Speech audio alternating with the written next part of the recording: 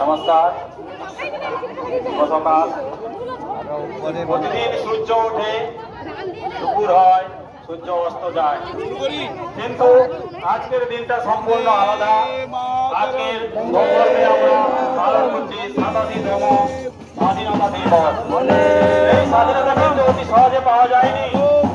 অনেক শহীদের বীর রক্তে রাঙানো হয়ে অনেক কষ্ট করে আমাদের এই স্বাধীনতা অর্জন করতে হয়েছে।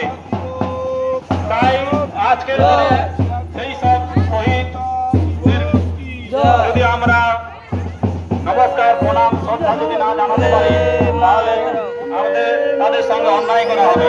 তাই আজকের দিনে শহীদ